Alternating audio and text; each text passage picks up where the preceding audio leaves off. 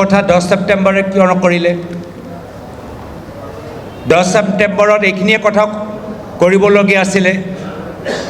যদি কথাবোৰ ইমানে গুৰুত্বপূৰ্ণ তো ইমান মাহ, ছেপ্টেম্বৰ মাহ, অক্টোবৰ মাহ, নৱেম্বৰ মাহ, ডিচেম্বৰ মাহ, জানুৱাৰী মাহ, কিমান মাহ হৈ গ'ল মই পাহৰি গ'লোঁ। 5 মাহ হৈ আছে। ইমান ডাঙৰ কথা, ইমান গুৰুত্বপূৰ্ণ কথা, আৰু 5 মাহ তেওঁ বহি আছে, ফাইল তেওঁৰ হাতত, 5 মাহ তেওঁ শুই আছে। এতিয়া নিৰ্বাচন 2 মাহ চাপিছে, আৰু আমি হুইজ হিমন্ত বিশ্ব শৰ্মা অসমৰ ৰাইজৰ চুকে কোণে ওচৰত লৈ গৈছোঁ।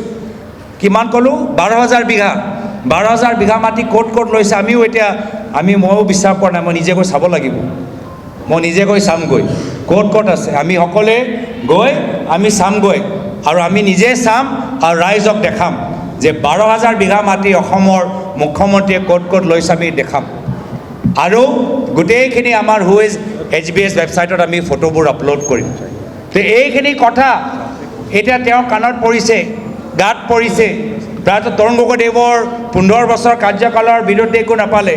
এতিয়া সেইকাৰণে 5 মাহ যি বিষয়ৰ ওপৰত শুই আছিলে, আকৌ সেইখিনি কথা লৈ আজি তেওঁ এতিয়া কথাবোৰ ৰাইজৰ মাজত ফাদিল কৰিছে।